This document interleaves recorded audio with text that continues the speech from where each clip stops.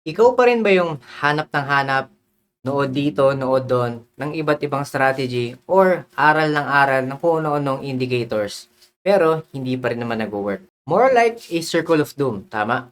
So, probably you become an expert of nonsense. Teka lang, don't take that negatively. Lahat naman tayo guilty dyan kasi even nagsisimula ako, ganun din ako. Paikot-ikot ako, aral dito, aral dyan. Pero, di ba, natanong natin sa sarili natin, at the end of the day, isang strategy lang naman ang gagamitin natin. So, if you want to learn a no BS, step-by-step, effective strategy na free, please watch the rest of the video. What is good mga champion and welcome back to another video. So, for today's video guys, let me just share with you. Again, sabi ko nga, di ba? So, karamihan kasi sa mga lumalapit sa akin at mga nagpapamentor is galing doon sa kung saan, kung ano-anong channel, kung ano-anong topics, kung ano-anong mga strategy ang inaaral nila and yet, hindi pa rin sila profitable or they cannot confidently say to themselves na kumikita ba talaga sila. So, I do get them, naiintindihan ko. Siguro kasama ka na rin doon. The reason nagtuturo ko para sa inyo guys ng libre for this TFP water strategy para ipakita sa inyo na you just have to make a logical sense pagdating sa trading strategy. Don't get me wrong, I do have paid courses or even mentorship. That is for you to level up dun sa mga naturo ko na dito sa basics ng aking YouTube channel. So kung baguhan ka pa lang, I suggest you may want to learn all the technical analysis and even videos na na-share ko na dito sa YouTube for you to start. Hindi mo kailangan magbayad and I'll make sure na matututo ka talaga sa mga videos ko, particularly yung mga application ng mga topics na tinuturo ko. So today, step by step, papakita ko sa inyo guys how I see the market technically applying the basic TFPWR system at the same time using market structure, your knowledge in candlesticks, at proper key leveling. Nga pala, if you want to be part of our global TFP VIP Champions community, you might want to check out my offered 3 programs. This may be able to help you find your fit para sa inyong mga trading needs. So for the option 1, this is the TFP Champion 90-day one-on-one mentorship program. So usually this is a twice per week session and schedule is based on your availability and your convenience. For the option 2, this is the TFP Champion Masterclass Lessons. So I have managed to prepare 28 masterclass lessons from a zero knowledge basic perspective up to intermediate, including the advanced levels kung saan tinuturo ko yung ating TFP Champion system, our main system sa VIP community. And lastly, for the option 3, this is the TFP Champion Bootcamp. So if you want a fast track, a 5 weeks program, dahil magkikita tayo 4 times per week session. So again, walang excuse hindi nyo matutunan itong TFP Champion system. Anyways, wala na paligoy-ligoy pa. Without further ado, let's get straight to our lesson. From this trade, I will share with you the thought process and the step-by-step process as well. Ano nga ba yung ginawa ko and how I managed and caught this massive trade. So, this will give you the importance of finding quality trade setup more than quantity. Okay? So, hindi naman tayo nagpaparamihan ng trade. But nevertheless, it is all about quality trade setups. Right? So, what do we have here? So, first things first, diba? Sabi nga natin, incorporating our basic retail. Okay? Our basic retail trading strategy using TFP war system. So, if you haven't checked out my TFP war system lesson, okay, it's around 35 minutes long. So, again, you may want to check that out from my past video. So, yeah. So, this will provide you the idea on how to execute the trade on a just basic setup. Okay? So, again, ano nga ba yung naging thought process ko? So, first things first, diba? As a drill, di ba? Alam na natin yung ginagawa natin is we always try to make sure na binabasa natin yung market structure. If possible, is you may want to group your market structure para alam nyo nasan yung transition point and nasan yung reversal point kung nagbabago na ba ng characteristic or trend yung yung market. Okay? So, coming from this view, di ba? Kita naman natin that the market went from a series of what? Diba? Uptrend, higher high, higher lows, and then suddenly nagkaroon ng massive drop. Okay? So again, I am on a daily time frame, meaning I'm looking at the chart on a daily perspective on a bigger picture before we go down sa lower time frame for the proper execution. So, I always emphasize and utilize multi-time frame analysis and top-down analysis. Okay, so alam natin that the market, nagkaroon tayo ng massive drop. Nevertheless, it continue creating a weakness. Okay, so nagkaroon tayo ng lower high and then suddenly nagkaroon again ng lower low. Okay, so itong lower low na to, di ba? It has a multiple reaction from the past given this support level. Okay, so as we continue reading our market structure, towards our current price, di ba? So makikita natin na yung market is nagsisettle ngayon sa isang support level. Okay, so makikita natin, di ba, ito yung lower low na to. Okay, even though yung past historical data or structure was downtrend, okay, the market now, kung makikita nyo, meron ng binibigay ng mga clues that the market is changing its characteristic and also changing its trend from one way to another. But again, may want to look into more details and other confluences before we take any execution sa lower time frame. So kaya nga importante binabasa natin yung market structure. So at this point, okay, kita naman natin that okay, after magkaroon ng lower low, diba, itong lower low point na to, okay, which is aligned sa ating historical support level, okay, so our current price was here, okay, ang current price natin nandito, and kita nyo, yung market nagkaroon ng semi-consolidation, nagkaroon ng equal highs, equal lows, but take note, yung mga small details na kailangan tingnan is, ano mapapansin nyo, even though nagkakaroon tayo ng equal highs, there are some break. Okay, there's some break confirmations na nangyari wherein the market is trying to go to the other side. Like for example, kung downtrend siya initially, nagta-transition na siya sa papunta sa taas. So, again, even though meron tayong consolidation phase, di ba? So, given from this lower low, ano mapapansin nyo? Di ba? Yung next niya is nagkaroon ng strength. Ibig sabihin, nagkaroon ng higher low while transitioning coming from this consolidation. And then what happens next? The market now broke through this equal highs, di ba? So ibig sabihin yan, market somewhat giving us clue na ang market gusto niyan tumaas. But again, we may still have to confirm dun nga sa lower time frame for the proper opportunity. Okay, tandaan nyo, meron ditong increasing of strength pagdating sa momentum. Ibig sabihin tumataas. Bakit? Nagkaroon tayo ng ng higher low, di ba? So, from this low, nagkaroon tayo ng higher low, even though meron tayong semi-consolidation tayo, providing yung resistance level or equal highs. Okay? And after that, nagkaroon tayo ng impulsive move up, breaking this resistance. So, ibig sabihin, dun pa lang, meron ng change of cycle na coming from this downtrend, di ba? Nagkaroon tayo ng transition point, and then, this move signifies na the market wants to go up. Okay, ito yung transition point na tinatawag. Okay? I'm just reading first the market structure para alam natin kung ano ba yung opportunity pwede kong gawin. If it is selling or buying.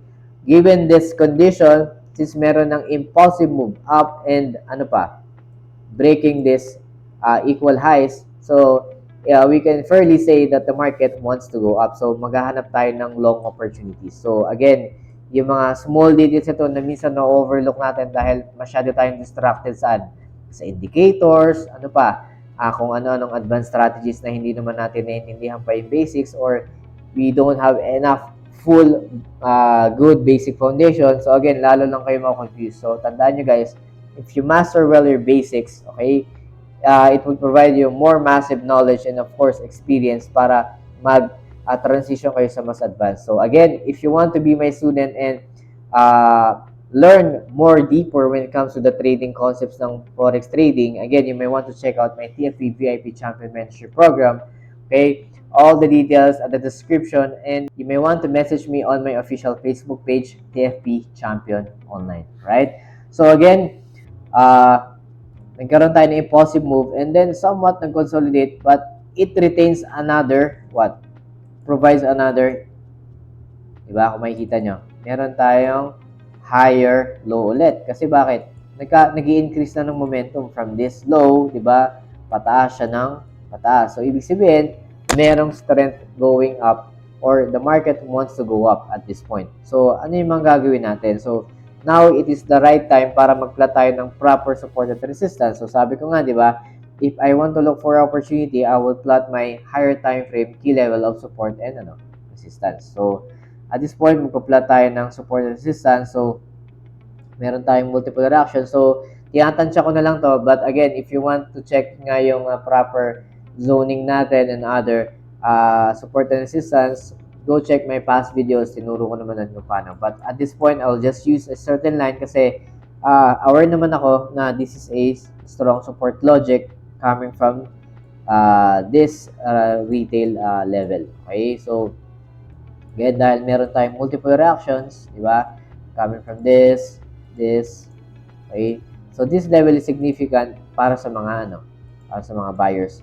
So, apparently, yung market is sitting also dun sa support level na to. So, we can have a label para sa area na yan. So, these are support, daily support level,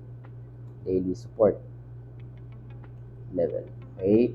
So, where naman tayo dyan? And the current market is sitting dito sa ating daily support. So, most probably, our mindset will be buying since nagkakaroon ng increase of momentum, di ba? So, makita nyo, pataas ang pataas yung, yung market. So, dun pa lang, meron ng pinoprovide na clues yung market na market really wants to go up. But take note, we may have to confirm lagi saan sa lower time frame and look for opportunities. Okay?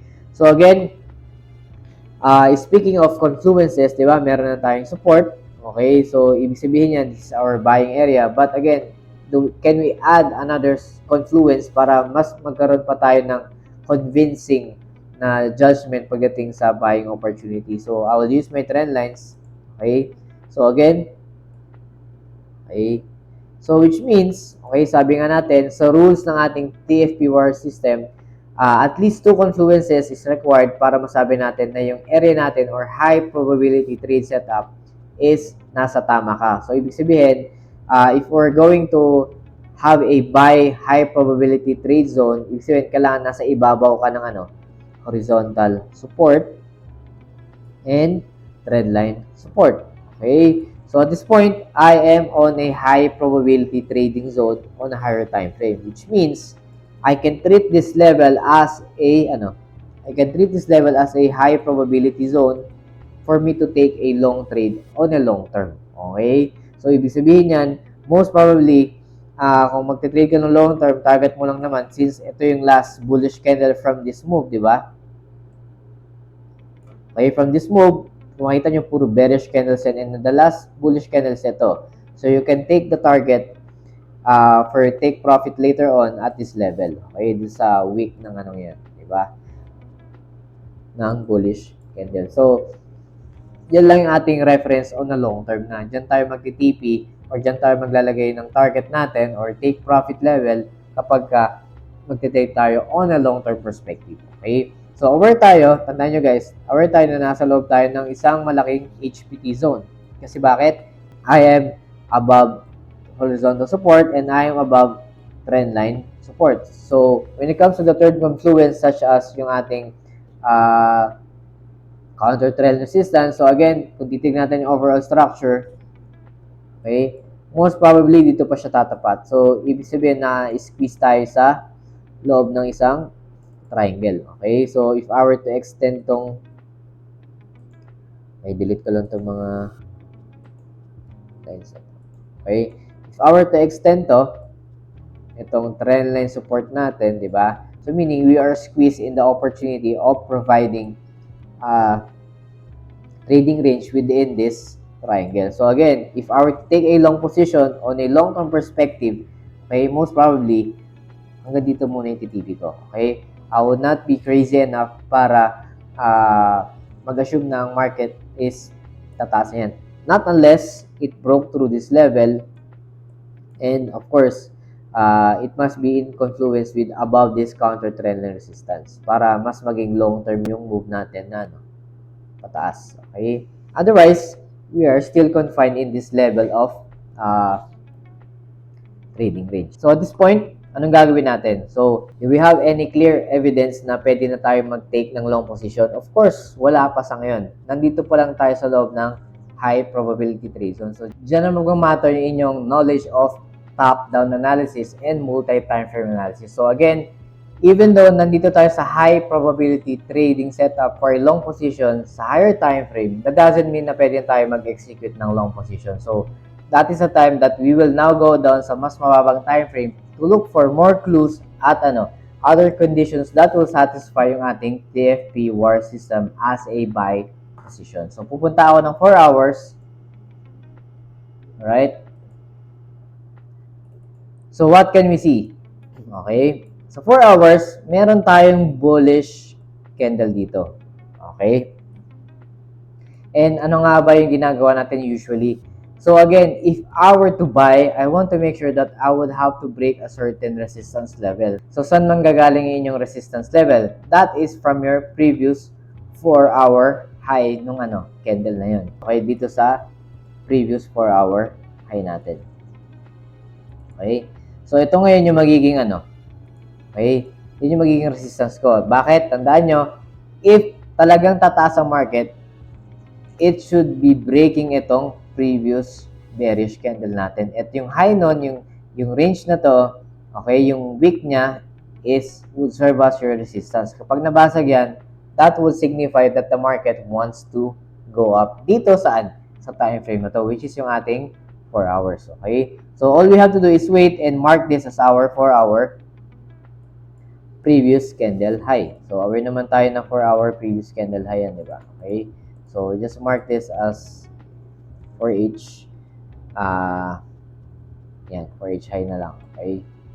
So, provided that we have our 4-hour previous high that will serve as our resistance, again, we want to make sure that the market will have to push through and show momentum as a bullish perspective. Okay? So, sabi nga natin, gusto natin is magkaroon tayo ng close body above nito para this will solidify that the market really wants to go up. Okay? So at this point, all we have to do is wait since we are now sitting at a high probability trade zone sa ating higher time frame. Okay? So what happens next? Okay? So kung makikita natin, the market still provided bearish candle at this point. So which means wala pa tayong confirmation that we don't have any reason yet para bumaba pa ng lower time frame as a means for execution. Alright, so at this point, market broke through this 4-hour previous candle high. So that solidifies that the market wants to go up and there's a momentum of buyers going on from this level of support, horizontal support, and trendline support coming from the higher time frame. Okay, so anong gagawin natin next? So since meron na tayong breakout dito sa ating 4-hour high, di ba? Dito sa 4-hour previous candle high na nabasag. So, this will give me a reason na pwede pa tayong bumaba sa lower time frame. Okay? Now that we have a breakout of 4-hour previous candle high, okay, I will now have to find more clues sa mas mababang time frame such as more structures and a clear perspective para mas magkaroon tayo ng reason in order for us to satisfy yung ating TFP water system rules, okay, as a long position. Okay? So now, I will go down sa lower time frame, 1 hour.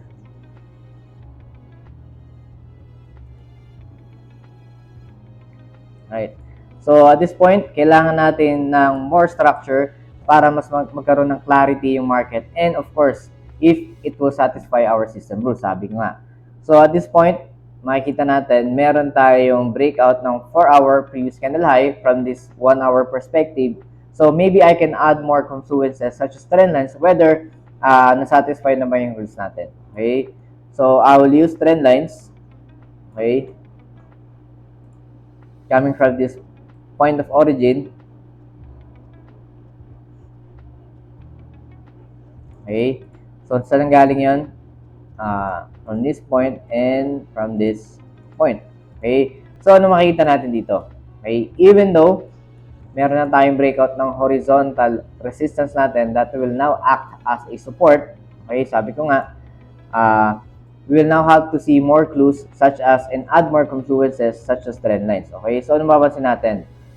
though meron tayong breakout, diba? So, meron ng close body above itong trend line resistance na yan. Okay? So, make sure na yung candle is more clear and provide us more obvious confirmation. So, however, at this point, somewhat the market consolidates or nagkaroon tayo ng indecision. Bakit? Though nagkaroon tayo ng impulsive move na bullish, di ba? Right afterwards, nagkaroon tayo ng bearish candle. And suddenly, bullish again. So, at this point, meron tayong 3 candlestick pattern wherein market provide equal highs and lows. So, at this point, merong indecision dito sa market. So, for me, this is somewhat hesitant for me para mag-execute ng kahit anong confirmation as a long dahil this serves as an indecision sa market. So, ibig sabihin yan, there's really no clear direction as of this point even though may breakout tayo. So, mas gusto natin yung convincing na candle confirmation that the market really wants to go up. So, for me, I just have to wait another candlestick para magkaroon tayo ng more clear evidence na ang market really wants to go up. Okay. So, at this point, now it's more clear, it's more obvious that the market wants to go up. Okay, provided nagkaroon pa siya ng follow-up bullish candle. So, this is a clear breakout more than this. Okay? So, ibig sabihin nan, following our system rules such as the FP system for buy position, I am now above as confluences, above now horizontal support and counter trend line resistance. Okay?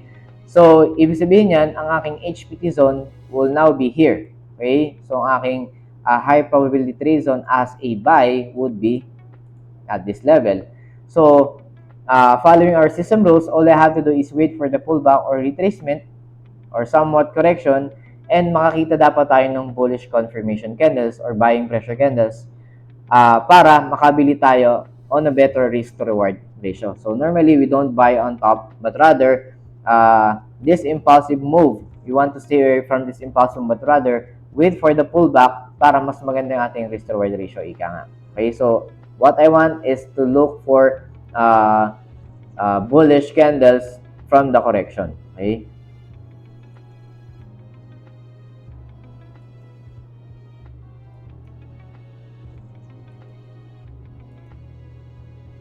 Alright. So, now that the market reacted dun sa ating HPT zone, okay, tandaan nyo, on an hour perspective, currently, I don't see any bullish candles yet. Okay, but nevertheless, I still have to wait. I still have to confirm.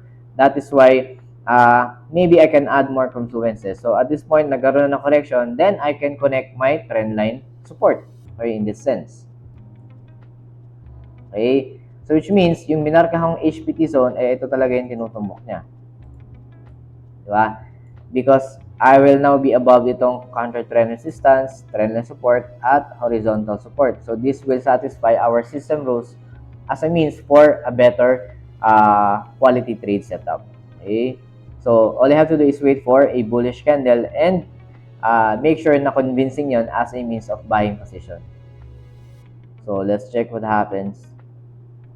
So currently market consolidates given this doji. Okay, so this marks that we have to be patient and not impulsively trade dahil lang nagkaroon tayo ng breakout or nagkaroon tayo ng pullback. Again, we must satisfy our rules in order for us to have a quality trade setup, and of course, we'll provide a better quality trade results. Ika nga. Okay? So makita nyo, meron pang strength ng bearish dahil nakakaroon siya ng mga rejections. At the same time, this strong impulsive move ng sellers acted na there is presence still ng mga sellers. Alright. So kung makita nyo, now that we have a bullish candle, okay, however, take note, this is why it is important na marunong kayo mag-interpret ng candlestick. Bakit? Even though bullish to, okay, meaning meron ng presence ng buyers and meron ng slightly dominance, okay, yung wick niya is medyo mataas pa rin. So, which means, meron pa rin presence ng sellers pulling the market down, okay? So, what I can do from this 1 hour perspective is, I have to make sure na mabasa ko yung previous bearish candle high niya para mas maging convincing na ang market really wants to go up. So I will just use this previous high ng ating 1 hour bearish candle. All we have to do is wait for the candle close above. Okay? Para lang mas maging convincing kasi kung makita nyo, nagko-consolidate yung market dito and meron pang presence ng sellers. So, in order to break that cycle ng mga sellers is kailangan ko mabasag tong 1 hour previous candle high.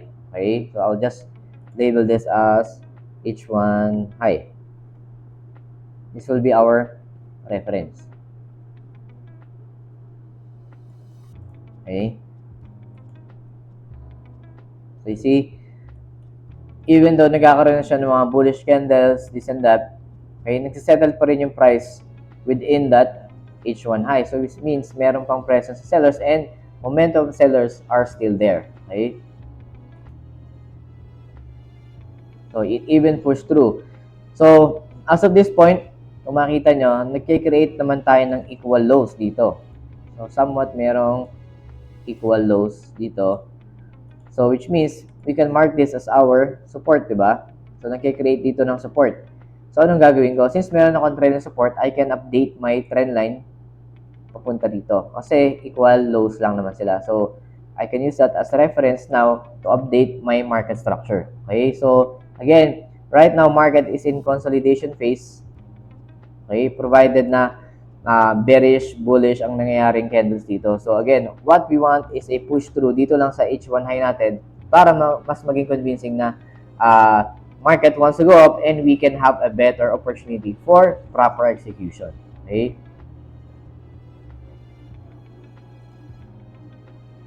So again, we have to wait patiently so that our reasoning and logic para sa entry would be beneficial sa atin.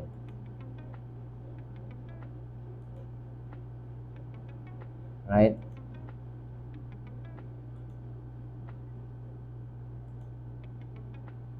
Yan. Okay. So, good. Market now push through dito sa ating H1 high. So, this means, okay, now it is a better chance for us for an execution. Okay? So, anong gagawin natin? So, I try to make sure na, again, yung ating rules ay nasatisfy provided na, okay, tandaan nyo, dun sa ating higher time frame, I am now on a high probability trade zone, given that on a long-term perspective. And of course, sa lower time frame, nabasag natin tong horizontal resistance na ngayon will act as a support, di ba? Dito sa ating previous bearish candle high. So ito yon. I am now above ng ating 4-hour horizontal support. Okay? At the same time, nabasa ko tong counter-trend resistance. So, nasatisfy din yun. And right now, we are now above, of course, ng ating trend line support. So, this means that we have satisfied yung ating TFPWR system by position. Okay? Which means we are now really on a high probability trading execution. So, anong gagawin ko? For a better risk-to-reward ratio, pupunta ako sa mas mababang time frame. And that is my execution time frame as 5 minutes. What we want is a correction lang, no? Para, again, after nung tanda natin, as a buy position, gusto natin na doon tayo nag-enter sa correction. So, again, what we want is a correction, slight correction, or even tumaas yan, what we want is a correction dito para magkaroon tayo ng reasoning para mas bumaba pa sa lower time frame. So, we can check. Okay? So, nag-pullback na. So, what I want is a bullish candle. So, tignan lang natin kung magkaroon tayo ng another bullish candle and that's the time we want to execute dun sa 5 minutes. Okay? So, is this a bullish candle setup? So, I think so. So, if I'm not mistaken, itong trade na to, dito ako pumasok, okay, sa loob nito, within this 1 hour range, okay? So, which means, itong pin bar na yan serves as my confirmation nung bumaba ako sa lower time frame. Kasi bakit? Diba? After this impulse, nagkaroon ng correction and nagpakita siya ng bullish momentum candle. So, ibig sabihin yan, market wants to go up and I want to take advantage of that. Okay? So, I will just mark this as an area. So, again, bababa na ako ngayon ng 5 minutes for a better risk-to-reward ratio of an execution. Okay? So, again, execution-wise, following system rules. Again, we want to have a better quality setup. And of course, it is better na mag-satisfy tayo ng rules. Okay? Same concept na ginagawa natin sa higher time frame down. So take note, yung HPT zone natin is within tayo ng daily HPT zone. Nasa loob tayo. 4-hour confirmation HPT zone and 1-hour HPT confirmation zone. So lahat yan may confluences that we are now at the area of high probability long position. So anong gagawin ko na lang dito? For a more better disciplined entry, di ba? Ang gusto natin is within tayo ng boundary ng proper execution. So again, confluences wise, kuha ko ng trend line dyan. Okay? So, extend ko lang tong 4-hour high natin before na nabasag, di ba? Okay? So, which means, okay, kung makikita nyo, confluence, di ba? HPT entry is around this area as well. Okay? So, yun yung magiging HPT entry natin. So, inulit ko lang yung process, but right now, nasa execution time frame na ako. So, again, trend line wise, let's check kung na-satisfy na natin point to point. Okay, may breakout din naman. Bakit? Coming from this point and from this point, diba? Meron ng close candle above ito. So, what we're going to expect is simply ang market magpunta rito sa ating HPT zone, satisfying the same rules, diba? Above counter trendline resistance, above horizontal support, and above trendline support. So, which means ito yung tutumbukin nating area of execution. Okay? So, again, ang gagawin ko is, let's just check whether the market will push through or mag-react dito. So, what I can do is simply, maglalagay na ako ng limit order. Okay? So, I can be more disciplined or better conservative entry, no? Dahil hihintayin ko na lang muna siya dito mag-react. Okay? And then sa ako mag-execute pag nakita ko ng bullish pressure candles. But nevertheless, since within na ako ng multiple areas of HPT zone, I can use just limit order for me to verify na ang market wants to go up. And I think a more aggressive move, okay, in my side. But again, take note, hindi naman ako mag-entry without confirmation. Sabi ko nga, satisfy ko na naman yung ating higher time frame and also this lower time frame rules. So, I think it is a better area na mag-execute na lang ako using pending limit order. Okay, so I have used pending limit order. Slightly above nito ang aking horizontal support. Okay, and stop loss ko is around 853 something if I'm not mistaken. So, just below nung nitong support dito. Diba? Naalala nyo. So, I still consider ito. Bakit? Relevant pa rin yan. Pwedeng balikan nyo na market. Kaya, I want to make sure na hindi ako ma-stop out dahil lang dyan. Okay? So, normally, I put my stop loss within this low. Okay? So, again, this will be my setup. So, saan nga ako maglalagay ng take profit? So, take note, even though nasa 5 minutes ako, di ba, usual concept natin is hanggang H1 to H1 perspective. But take note, sa higher time frame, we are on a high probability trade setup as a long position. So, kung makikita natin, if I were to go back dito sa ating daily perspective, di ba, we are confined in this trading range. Di ba, sabi ko nga, within this boundary ng triangle na yan. So, it is high likely the market will go up around this area or around this area. So, again, provided na we are on a high probability trading position. Bakit? Above horizontal support and trendline support. So, market, what it can do now is simply go up. Pwedeng mag-consolidate yan, magbabad din siya. Again, ang point dito is, I will also monitor din naman yung nangyayari sa 4 hours each one as the market progress. So, hindi naman ako blindly magte-trade lang and hayaan ko lang. So, even though my view is long-term, okay, and I'm entering on a much better risk-reward ratio dahil nga nasa low-risk, high-reward entry ako sa 5 minutes, okay, I will just monitor all throughout. So, yun yung ginawa ko. Minonitor ko siya even though iisang trade lang ginawa ko from the past 2 weeks, okay? So, this trade provided me definitely a better profit in the long run, okay? That is why I'm sharing with you ano yung naging thought process ko from this point. So, again, our target is dito as take profit even though nasa 5 minutes tayo. So, along the way naman, in between, minomonitor ko yan. So, balik tayo ng 5 minutes. Okay. So, ang TP ko would be dun sa may blue line natin kanina sa higher time frame. Diba? Medyo malayong target, but ang point dito is, we will be monitoring it along the way naman. Okay? Ginawa ko dyan is, I monitored along the way. So, I think it's around 11, this reward ratio ko lang is around 11 something. Okay? 1:11. So, medyo mataas, diba? Kasi bakit? It took me like 10 days. Okay? Meaning, I held the trade for 10 days or roughly 2 weeks para mag-materialize tong trade na to. So, again, ang entry ko is slightly above nitong, okay, ng ating horizontal support. Kasi, tandaan nyo, nakatumbok tayo sa HPT zone natin as a better entry. So, again, if ever the market mag-react dito, matitrigger tayo, and we just have to wait to market para tumaas. So, whatever happens, tumaas man yan, bumaba, meron naman tayong stop loss to justify yung ating entry. Okay? So, what happened here? And take note, this is the time na i-analyze natin nasa ang market session tayo. So, I believe, kapag ka nag-consolidate ang market, nasa, Asian session. But, nevertheless, take note, okay?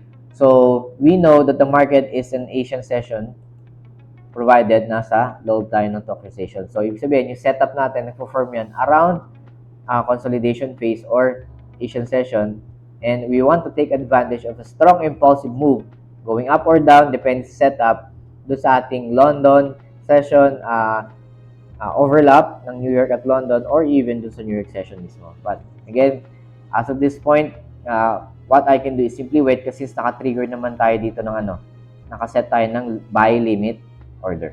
Okay? So, hide ko lang to. Right? Okay? So, the market went up, okay, from a strong impulsive move. Ibig sabihin, may mga presence na ng buyers considering nasa HPT zone tayo on a long position.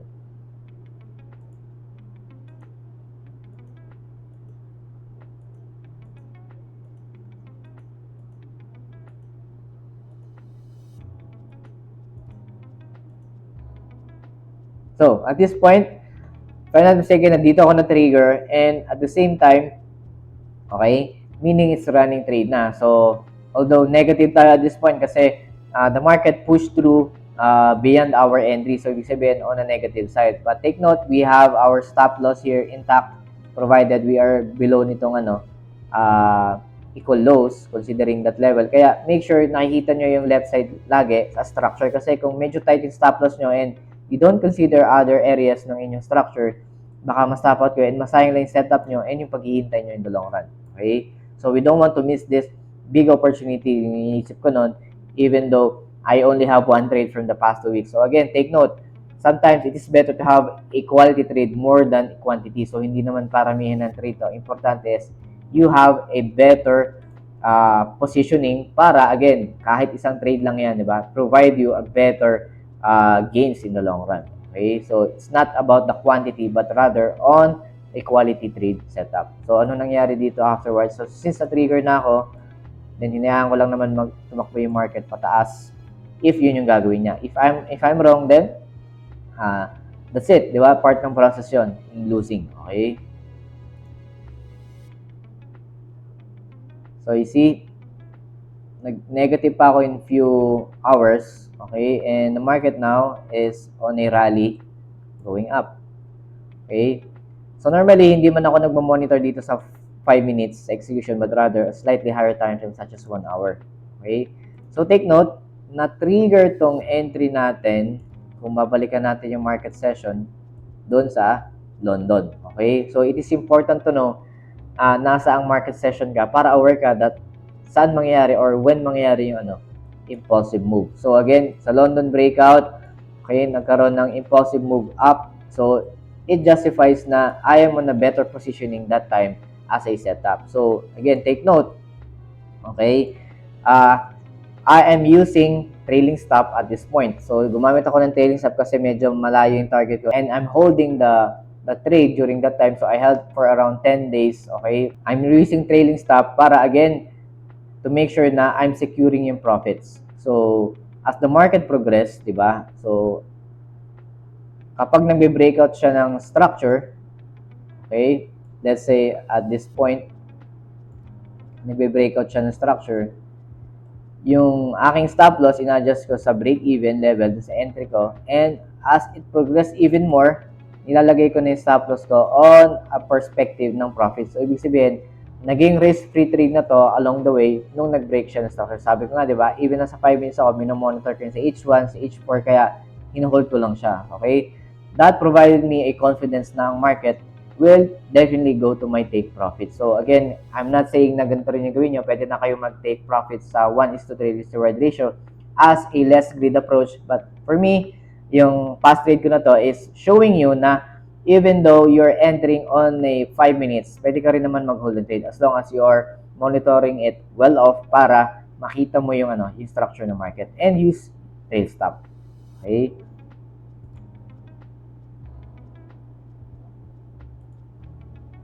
Okay, so check natin as it progress.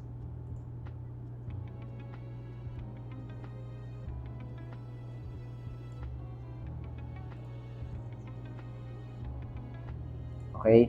So, nag-take profit na tayo provided 1:11 risk to reward ratio. Again, the idea here is, kung makikita nyo, di ba, even though isa lang trade na ginagawa natin, what I'm showing you here is how important quality trade setup. Hindi yan paramihan ng trade.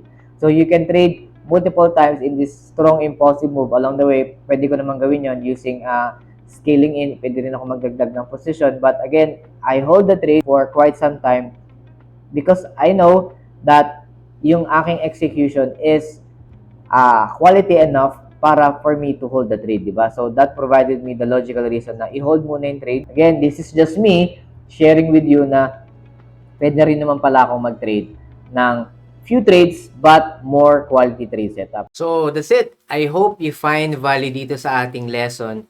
And I know this might be free, pero I hope you dig in yung mga valuable topics and concepts na tinuro ko step by step dito sa strategy nito. You can make decent money dito out of this strategy. So, yeah, everyone can start learning this basic system. So, again, thank you so much to all my TFP, VIP champion students all over the globe, subscribers, followers, and sa lahat po ng sumusuporta. So, God bless and see you all on the next videos. Bye-bye. Alright guys, so I just want to inform and announce that our TFE VIP Champion Student private Discord community is already up. And yeah, here we have several channels wherein we share our technical trading ideas among each other.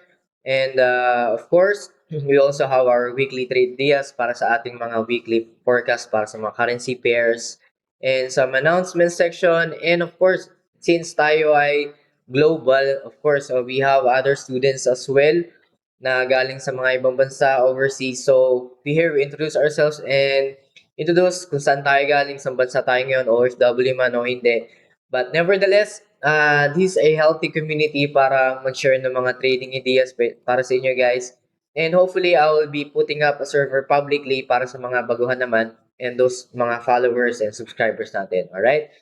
So, yeah, this is just a minor announcement and hopefully guys, you can join us and make this community grow lalo na sa ating mga estudyante nag-aaral. Alright guys, so mga baguhan pa lang. But nevertheless, everyone here wants to learn, wants to make profits from the market. But as much as possible, we're all equal in the eyes of the market. Alright guys, so that would be it.